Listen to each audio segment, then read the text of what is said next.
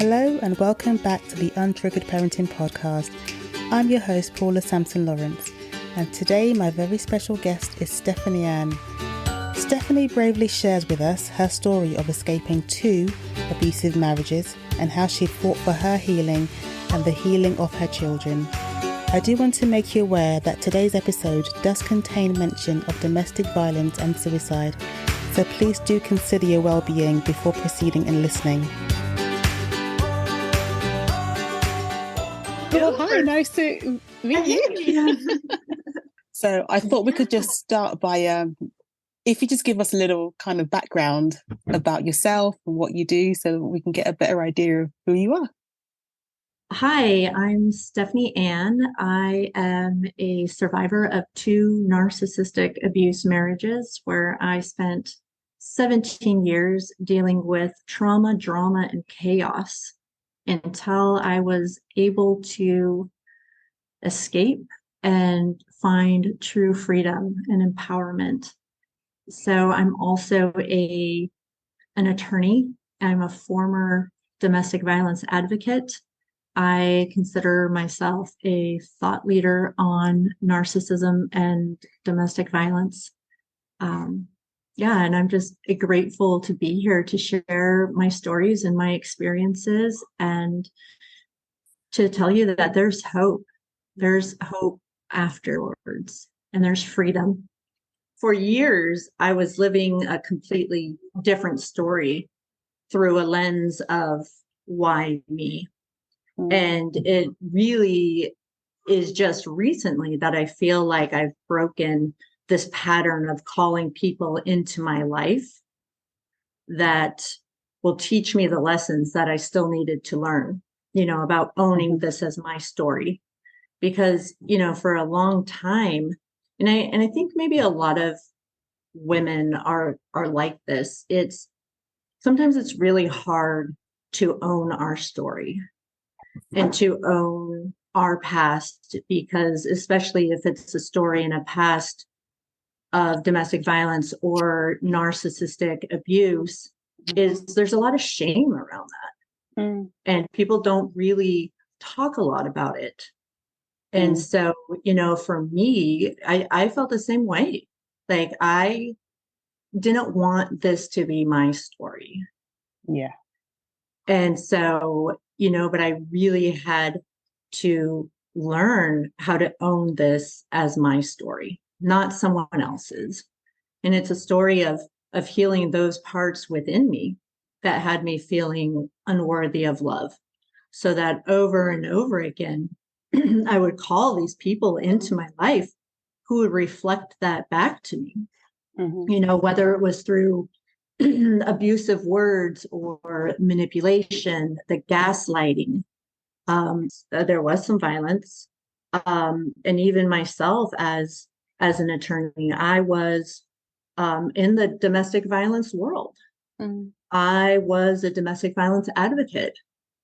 And I won the governor's award, even for my advocacy with domestic violence. And so, here I am, and I'm in this situation as well, and so I can see sometimes that these situations create an energy where we are allowing ourselves to be taken advantage of, even when we know. Yeah.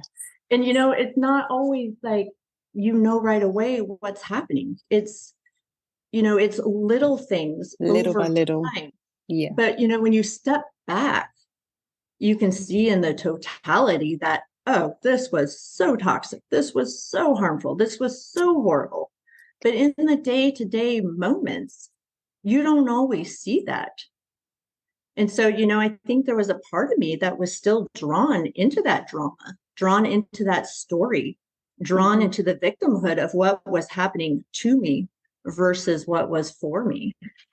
And, it wasn't until after 17 years within these 2 marriages and my second marriage, it did end in violence, where I found myself going blind in my eyes. So I was in Florida boating with some friends, and I had sunburned my eyes. So I couldn't see for 6 weeks.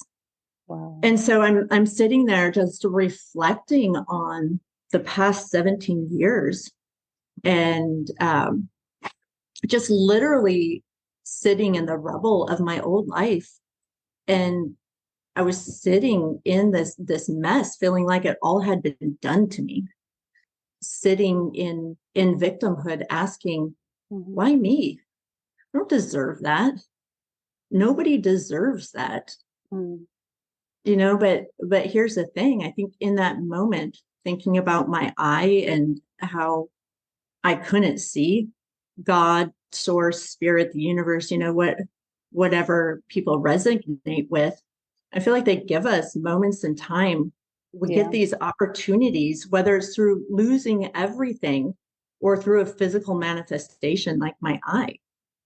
And, if we get curious and we give ourselves some grace and some compassion and we start to ask these questions, maybe we can see that there is some truth in everything that has happened around you, like just crying out for us to pay attention to it. Yeah. And for me, it was so much that I was physically unable to see. I really felt like, God was saying, you need to see your story through a different lens. Yes. And so I needed to shift from this victim story to this heroine story.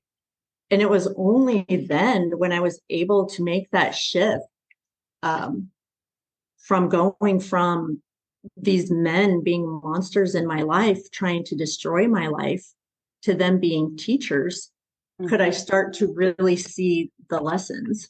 Because Yes. before then, I couldn't see the lessons, and as I started to take my power back, I could finally see what needed to be healed. I could see what needed to be released. I could see where I needed more compassion, more forgiveness, but ultimately I could see that the patterns and the shifts in the story that I thought was my reality was no longer. I Mm-hmm. could release the old story. And so as I look at so many people and as I've talked with so many people, especially women, but there's also men who find themselves in these narcissistic or abusive relationships, that it's a pattern. Yes. It's a Yeah. pattern of unworthiness. And sometimes it's so hard to see all that when you're in the middle of it. In the beginning, all the love bombing, all, the trauma bonding that forms. It's so hard to see everything that's happening until we step back or until we lose Mm-hmm. it all. What would you say is a first step to even be able to get to that point? Because I think the first step is creating some sort of distance. Because sometimes, like you said, you can't see when you're in the middle of a storm, you can't see how bad it is. It's only the ones people outside of it can go, oh my gosh, that's a cyclone or a tsunami coming. When you're up Yeah, close to it, it's so hard to see the size and magnitude of it.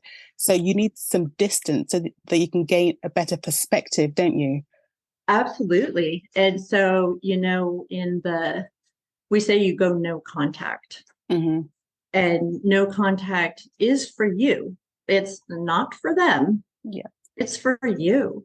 And I had to do that with my second husband, go completely no contact. Um, no emails, no phone, no texting, no nothing. I had to get out of that situation Mm-hmm. and know that he is so far away. I moved halfway across the US to truly, really heal. You have to be out, you have to be separated, and you have to give yourself that time Yeah. to process and to heal. So yeah, the first step is one, awareness. You need to know that this isn't right. Yeah. And for myself, I knew things didn't seem right. Like this is so confusing. They, being in a narcissistic marriage or The relationship, confusion is the thing, it's isn't so it? confusing. It's so Yeah. confusing. And so, there's so many times I'm like, he would act one way and then he would act another way. Mm-hmm. He'd tell me he loved this about me. And then the next way he hated that Hates about me. it. And it's Yeah. like, it was so confusing. And so it's really like, I didn't know what it was. I just knew it felt wrong. It didn't feel right. It felt toxic, but I didn't know what it was. Yeah. You know, becoming aware, going no contact, and then really focusing on yourself, because it's a hard road. And, you know, if you have children involved, it's even more challenging when you bring the children into the mix. How were you navigating yourself and parenting through that situation? Yeah. So, you know, my first marriage, I was married for 13 years. And then our divorce and the separation took about 3 years. And during that time, I didn't know it was abuse. It sounds so crazy to say that. You know, I didn't think of it as abuse. I thought of it as, he has really bad boundaries. He's a cheater. He just likes to go online and chat with women and all this stuff. And when he walked out and left, I had a 2-year-old and a 4-year-old. It's hard to heal and to be present and to parent. That's it. It is probably one of the most challenging things while you are going through this. And that's where, you know, you really need a support system. You need help. We can't do this on our own.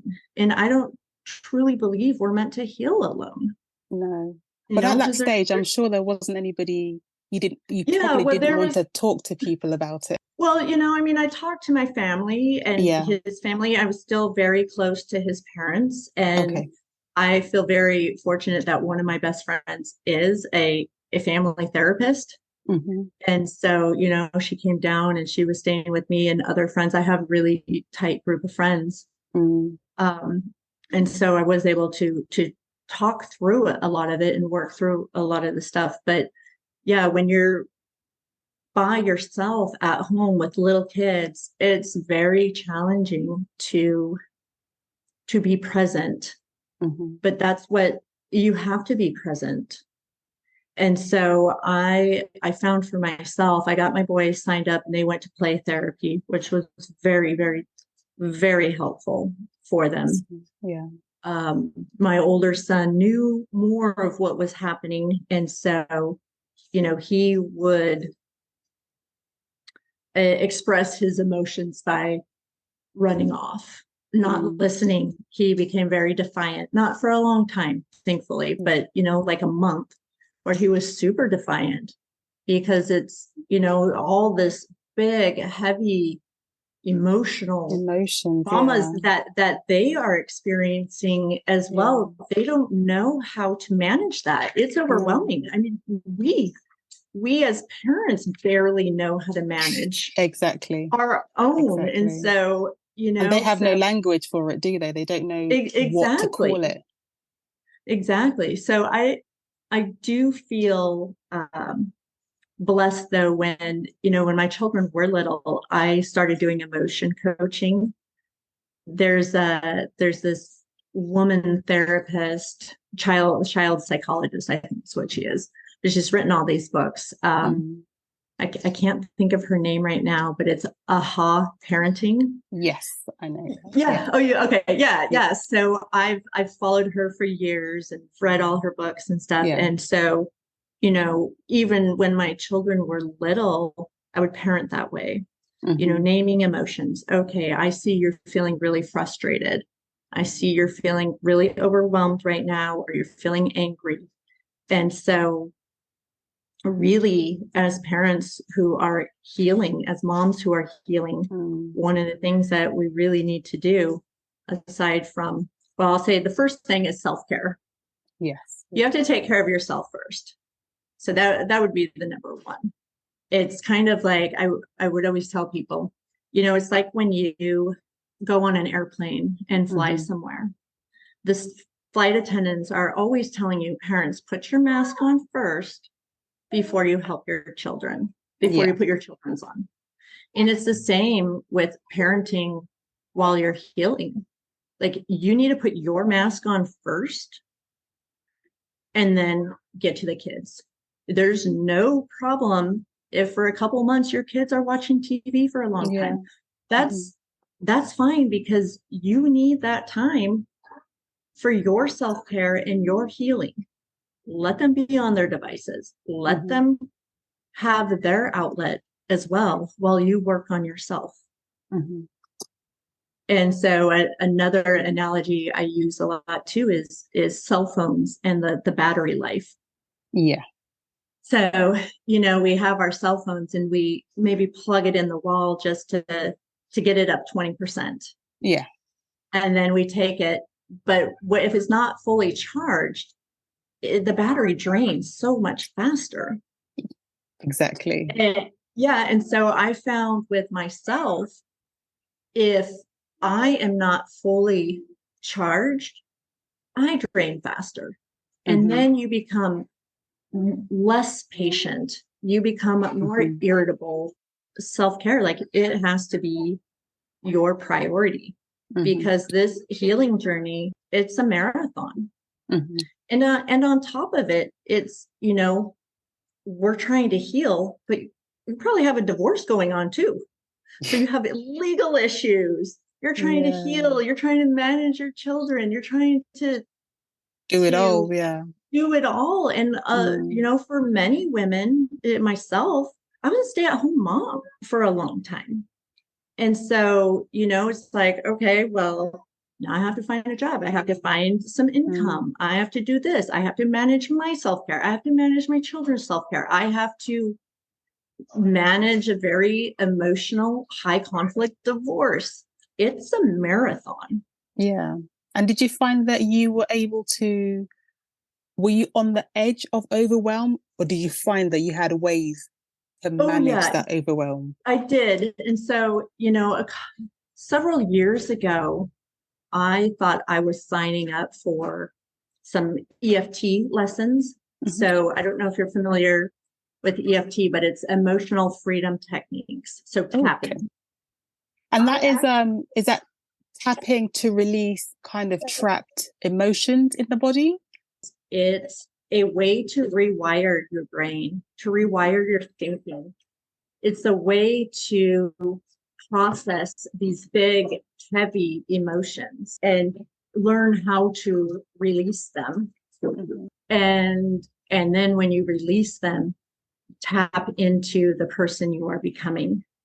So, for instance, you start, they call it the karate chop. So I would say something like, even though I feel guilty for staying in this marriage for too long, I love and accept myself always. And even though I didn't always see all the signs, it wasn't always clear to me what was going on, and it was confusing, I still love and accept all parts of me.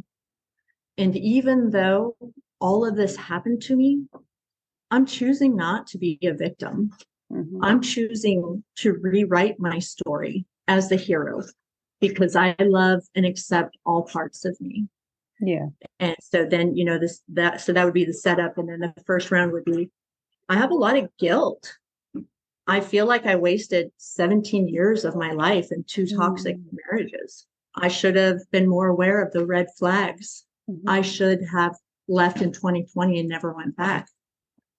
And so it's kind of talking through these emotions while you're tapping on these meridian points throughout your body. And what you're doing is you're stimulating new neuro connections in your brain. So you're rewiring, because when you've been in these toxic relationships for so long, it can rewire your brain a different way. To think that I am unworthy of love. I don't deserve to be with anyone else. He was right. I never will find anyone as good as him. I'm ugly. Whatever it is, whatever happened to you. And so I've been doing this for many years, and it's been just a tool that I've had in my toolbox. And so when things would happen, I would tap through them. And Yeah. so I actually started doing it with my kids. Oh, And excellent. so, yeah. And so, even now, my kids will laugh. My 9-year-old, he's like, Mom, I was tapping the other day because, I want to be a professional soccer player. He's like, I'm so good at soccer. I'm just the best. I make goals. I'm the team captain. Yeah. But it's like, I just normalized it in my home. I mean, I'll tap in the car. They'll see me just sitting somewhere tapping. They're like, oh, your mom's tapping. I'm like, do you need a tapping session? But it's such a good way Mm. to really sit Mm-hmm. with all of this and to release it, Mm-hmm. and then to tap into the woman that you are becoming. And so, even that one is, I would say, I'm strong, I'm brave, I can do this. Yeah, Mm. it's really hard, but I can do hard things. It's not impossible. It's hard, yes, but I will get through this. And so whether you believe it or not, your brain believes it. Okay. And so that's what I tell Yeah. people too, like, well, I don't really believe that. Well, you don't believe it yet, but we are Yet. rewiring your Yeah. brain to believe it. And eventually, through all the repetition, Mm-hmm. continually doing it, your brain believes it, and your thoughts will slowly turn to believing it as well. Mm. And what And other tools, what else was in your toolbox that you leaned on to kind of pull you out and bring you through the um, journey to the other side? so just a regular therapy as well. Like Mm-hmm. I said, I'm very blessed that my best friend is a marriage and family therapist. And so Mm. just having her around and being able to support me and validate, my experience has been really helpful. I do a lot of Yeah. meditation, Mm-hmm. like guided meditation, journaling. Journaling has been very powerful, and I recommend that for anyone Yeah. going through this, especially when you're no contact. But we still have all these feelings and all these things that we want to say. Mm. I never got closure in either of my marriages. You don't get closure with a No. narcissist. There's no closure. You have to give And so, yourself closure. yeah, yep, that's exactly the word I was going to say. And so, my closure came in the form of journaling. I Mm. journaled everything. I wrote out all my feelings. Mm. And so with journaling and EFT for me, that's what has worked for me to do that. And really just protecting my energy, my children, Mm-hmm. um, breaking off all those energetic connections, all those soul tie connections, whatever it is, generational connections, just Yeah. really breaking all of that, Mm-hmm. and completely separating you and your children. And it takes work. Mm. It takes a lot of hard work. Yeah, I bet. And And is that what you still lean on in moments of, because I always say in parenting, mhm, your children will trigger you. They will trigger everything that you have not healed. And especially yeah, when you've been in an emotionally abusive relationship, there's going to be things. For example, you mentioned that one of your sons was very kind of defiant, um, mhm, and with defiant, there's that level of frustration and wanting to control them now because how dare you say no, or how dare you not do what I want you to do, which could trigger you not being able to get your partner at the time to treat you right or to change or whatever. So they can, so these, some parenting can trigger these wounds in us. So how do you manage the triggers now that you kind of, on the other side of your journey when they come up? so yeah, so with triggers, they say that a trigger is a stuck memory. Mm-hmm. It's a memory that is stuck in the emotional sphere. So it's an emotional feeling memory that is stuck Mm-hmm. and hasn't moved on. Right. And so with EFT, I do a lot of visualizations. And so you can actually go back and rewire your brain and tell your brain that you're safe in those situations. Oh, okay. And so with that, when a trigger comes up, I have to go into the bathroom or into my bedroom and shut the door and just, okay, why is this trigger coming up? And I just start tapping on it. And so that's what I do. And so, going back to my kids, so we did several years of therapy, and and with me working on myself and with being able to help them, my kids are very, they have a high emotional intelligence IQ, because I've spent so much time doing that. Yeah. And, one of the things that I would do, and I also encourage parents to do this as well, is to set up controlled anger releasing sessions. So it could be, you can go to a thrift store and buy a whole bunch of glass plates or bowls or cups, and then go somewhere safe, and you guys can smash them and scream and yell and get out what you need to get out.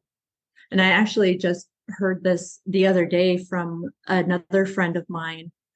She said they went out into the forest and they got plastic swords and just started beating up the trees and getting out their anger, because, behind anger is grief.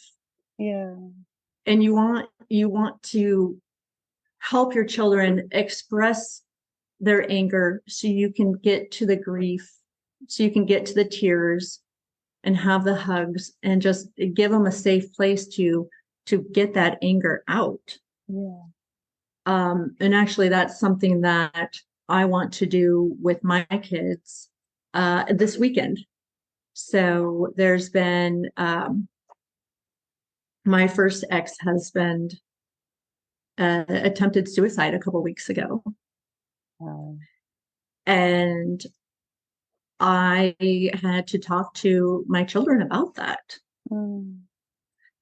And, you talk to them at their level, but my oldest son's almost 12. He knows things. He knows what suicide is, and so you have to have these open, honest talks with your kids. And so, I had to have this conversation with my children. And when I first brought it up, my oldest son, he's like, Mom, I'm glad he didn't die, because I wouldn't have been able to say goodbye. That was his biggest concern. But now they have all this anger. And so they're so mad at their dad right now. They're so mad at the situation. And, I keep telling them, like, it is not your fault. You do deserve to hear it from your father. I wasn't there. I don't know. I don't get any details. We don't have a relationship. But they've just had all this anger, and I can see it in them, and so I'm actually, this weekend, I'm like, we're going to go into the woods and we're going to do that, have some safe anger sessions here. I mean, think about it, like right after COVID, didn't like the rise of smash rooms? I mean, we all have all this like pent up frustration and anger and tension. And it's like, okay, well, as parents, how can we help our kids? For me, I have found, especially for the anger, the frustration and stuff, let's give them a safe way to get that anger out and get to the grief. Because if we don't, they're just going to keep it in and keep it in, and they're going to be angry. They're going to be bitter. They're going to hate you. They're going to hate their dad. They're going, and then they're going to find their own groups of people that will accept them with all their anger and all their negativity. And then, I mean, then they might find unhealthy coping mechanisms. And we don't want that. We want them to come to us with their problems, with their issues. And so let's create safe places where we can do this and heal together as a family. That's really great, because I think that a lot of parents find anger in their children a bit scary, and they don't want to entertain it at all. So it's a matter of trying to get them to stop being angry as quick as possible, because I guess they find it uncomfortable, themselves Yes. to deal with. So dealing with it in their child is not something, it might not be acceptable. They'll tell them not to be angry sometimes. Oh, yeah, But, yeah. but you're right. It has to have a way of being released. There needs to be an output for it, because anger in Yeah, itself is just another emotion. You just need to be exactly. channeled in the correct way. No, it's totally true. Like we, as parents, our one of our missions is to help our kids understand their emotions. Mhm. And it is hard if you yourself as a parent, if you don't understand it, it's very triggering. If you Yeah. grew up and your parents, you got yelled at for being mad, you got yelled at for just being grumpy and sitting there, it- that is triggering for you. Mhm. And so then it becomes triggering for your kids. And Mhm. then everyone's just a big mess Everyone's, because yeah, no one yeah, is dealing with the emotions. yeah. And so I try to make it a point, like, I don't care if my kids are mad. I don't care if they're super frustrated and they want to sit there, on the couch with their hands crossed and just Mm. being miserable. I call it. I say, wow, you look really miserable over there. That's okay. You have every right to sit there and be miserable. Mm. But in your being miserable, you can't pester your other brother. You can't destroy things. Yeah. You can't start throwing things. You can't do any of these things, but you can sit there all day. I don't care. Mm. It's just like us. Sometimes we just want to be miserable for the day. Yeah. And Yeah. today sucks. And so I'm going Yeah. to stay in bed and I'm going to be miserable.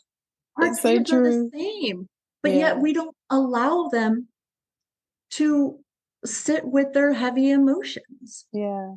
They need to. We sometimes we don't get out of bed. And Mm. so I've started, we have mental health days. I'm like, you know what? Like when their dad attempted suicide, I'm like, we're taking the next 3 days off. We're going to the Yeah. coast. We're having a mental health day. My Mm. son's like, but homework. I'm like, who cares? Homework will be there your entire life. Yeah. We need some fresh air. We need some ocean air. And we're going to go and just have a mental health break. We need Mm. it. And so, it's having compassion and grace for your kids too, knowing that they just went through something super traumatic too. Yeah. They are Yeah. not going to be able to sit still. They're not going to be able to listen. They're going to No. act out because they don't know how to express their emotions. Mm-hmm. So if you teach them how to express their emotions, then they have a tool in their toolbox. Yeah. And so, it's for me, my kids know tapping. And Mm-hmm. so we do that. And then it's setting up safe places for them to express their Mm-hmm. big, heavy emotions like anger and frustration, and allowing them to sit and be angry and mad. As Mm. long as they're not bothering anyone else or Yeah. destroying anything, I don't care because we do that. Yeah. And I think sometimes we forget that. Yes.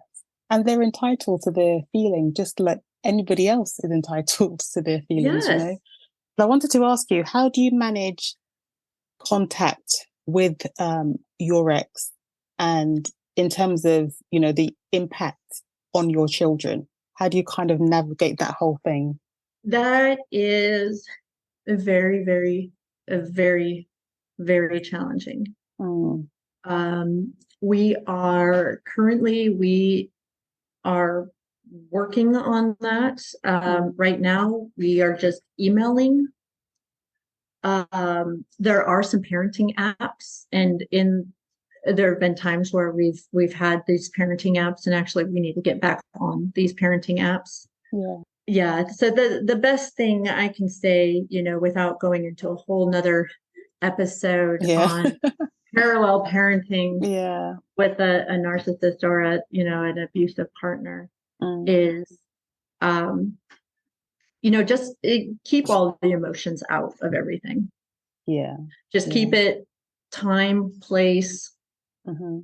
what's happening. Keep it Business like. very, very, Yeah. you have to be very, very businesslike, very straightforward, just to the point, no emotions, because the emotions will trigger you. So those are some things that I would suggest if you have to have a relationship, not a relationship, but if the other partner is still in your life because of the kids, you just Yeah. have to do all of that. And it sucks. And the thing that sucks is that the kids know. Yeah. Yeah.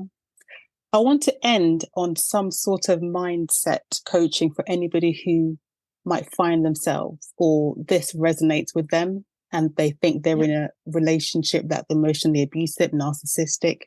But before that, what are just some practical things? Because I want to do the practical things first, because I know that somebody listening might not do the practical things, but we should mention it anyway. But later we'll talk about the mindset, 'cause I think it's much easier to do the practical things once you've got the right mindset. So if we just get the practical things out of the way, obviously, if it's a abusive relationship, make sure you've got a safety plan, exit plan, making sure you and your children are safe, things like that. So one of the scariest times is actually trying to leave. Yes. And I experienced that leaving my second husband. It was that's when it got violent. When I told him I was leaving, that I'm done. I'm taking the kids, I'm taking my dog, done. And he flipped out. And so, one of the things that you can do is you can reach out to the domestic violence hotline. There are advocates 24/7 that will talk to you and safety plan with you. And so if you're still in this relationship, one of the things that you really need to do is open up your own separate bank account, slowly start funneling money into that. Make sure you have all your kids' passports, photocopies of all your important documents. Make sure you have all your legal, all your bank stuff, know where all the money's at, how much money, what's all your passwords. Go. And if he knows the passwords, go and change all your passwords. You can go to, I don't know over in England if they have this, but here in the US, you can go to victims advocacy, and they actually have cell phones that only call 911. And so we would give them out and just say, hide these around your house.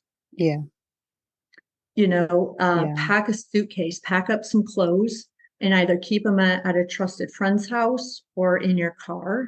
If he doesn't have access to the car, exactly. Make sure you have your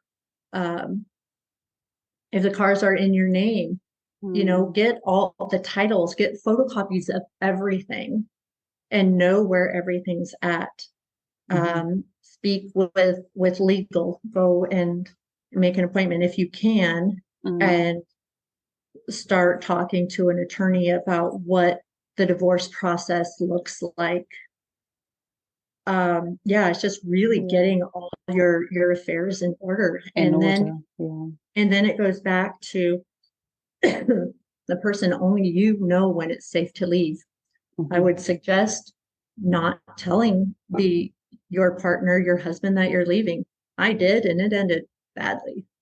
Talk to a trusted friend, talk to family members, tell people what's going on. There's so much shame around this topic that people don't want to talk about it. But we need to normalize having conversations about this if we're going to stop it. Yes, exactly. It's not okay. And so, as hard as it is, people aren't going to judge you. They just want to know you're safe. And in most cases, people are more outraged that, oh my God, you have been living through Yes, that exactly. for, Yeah. holy cow. I didn't know. Why didn't you talk to me sooner? Hmm. The conversations like that, like Yeah. really it's just, it takes courage. It takes Yeah. being brave, but tell someone. If your children are old enough, be honest. I mean, honest Mm. to their age Yeah. and what you can share, but talk to them, like validate their feelings Hmm. and try to model uh, the healthy relationships. You with your children you can model a healthy relationship like that, a parent-child relationship. Yeah, You can model absolutely. it. Set boundaries. Say, you know what? I need to go into my bedroom for an hour Hmm. and process or have a temper tantrum or scream in a pillow, whatever you need to do, and tell your kids, look, you need to give me this hour. You go play on your devices or watch TV or whatever. But really, your self-care has to be a priority. Yeah. Um, and then helping your kids manage their emotions. But Yeah. if your emotions aren't managed, you can't manage You kids' can't help emotions. anybody. You can't, because you're all just going to be screaming, yelling, Hmm. breaking things, slamming doors. It's just going to be a chaos. Mm. And if you could just speak to the mindset that you think got you from where you were to where you are now, what was some of the mindset shifts that you had to, Yeah. So, change? one of the great things about EFT and tapping is Mm. that I just, for hours, I would go outside and just go for a walk. Being outside is a great place to really just release all the negativity and then draw in all the positivity. And so, I would just walk and have these conversations with myself, like, okay, I'm feeling really angry today, let it go, but then really tap into who I am. Like, I'm strong. I can get through this. I know I can get through this. I am worthy of so much more. There's so many people, they say, oh, Stephany, you didn't deserve all that, or you're deserving of so much more. I'm like, well, Mm. I'm a word person. So deserving means that we did something to get something in return. Ah, Worthy is we get it just because of who we are. yes. Yes, I love that. And Yeah. so, I say worthy, like I'm worthy of a healthy relationship. I'm worthy of finding love again when I'm ready. Mm. I am worthy. I am strong. I am Mm. powerful. I can get through this. I can do hard things. And Mm. even though it's hard, it's not impossible. I will wake up the next day and keep going.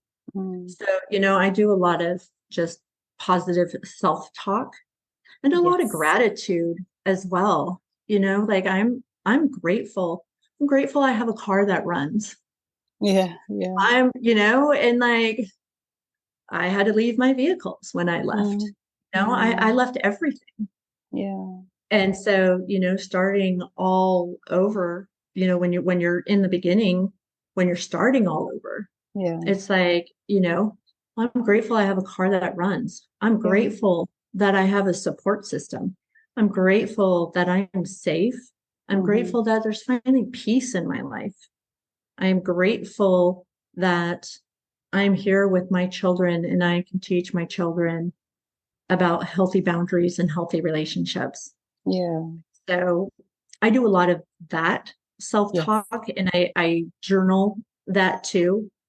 Um, and I'll say my name, like, Stephany, you are strong. You can get through things. You've learned the Hmm. lessons. You've broken the patterns. You are brave for speaking up and sharing your story.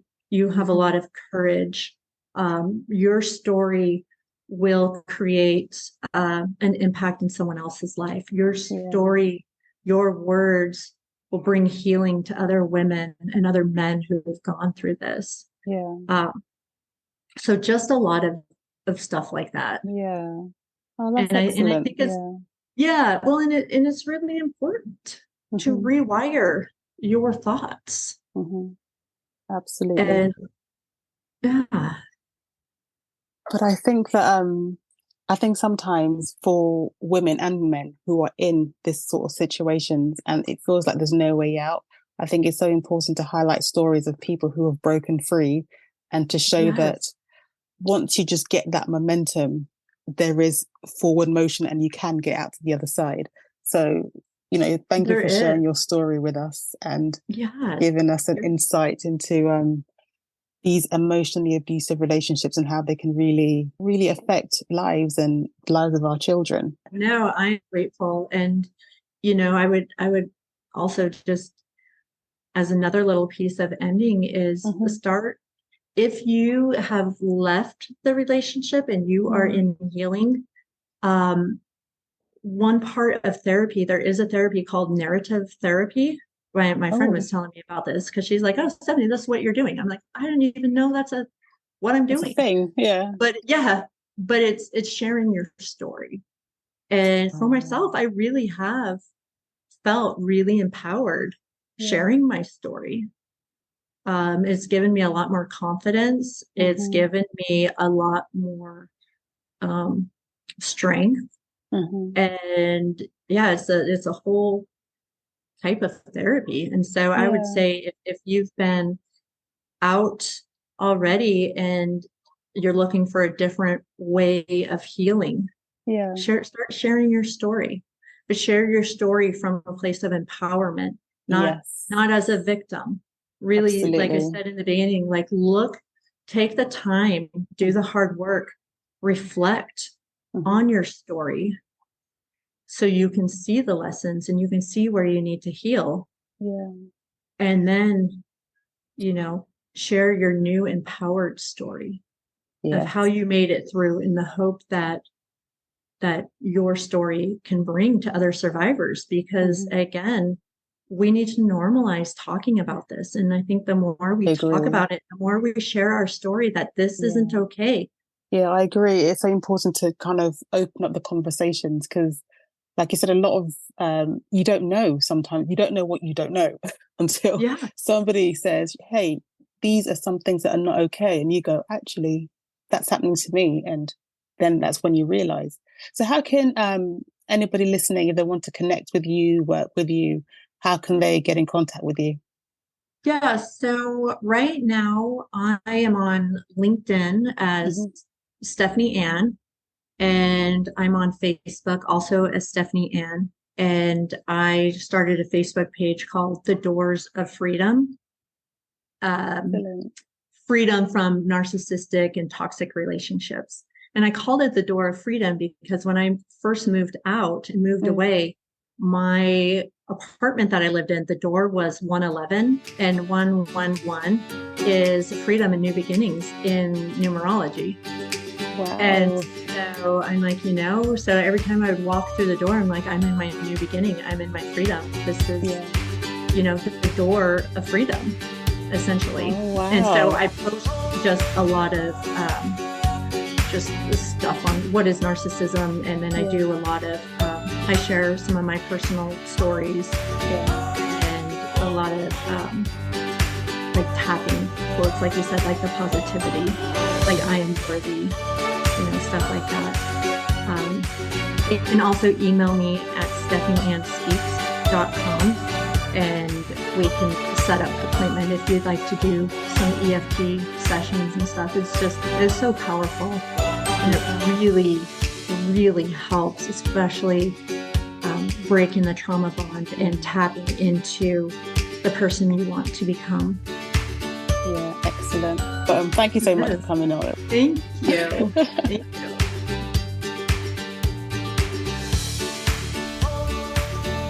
Thank you so much for listening today. If you or anyone you know is affected by the issues we've discussed on today's episode, please know that help is available. Check our show notes for a list of organisations that can help you. Please don't wait until you are in an emergency situation to seek help. And as always, if no one has told you today, You're doing a great job and I'm proud of you. I'll see you next time.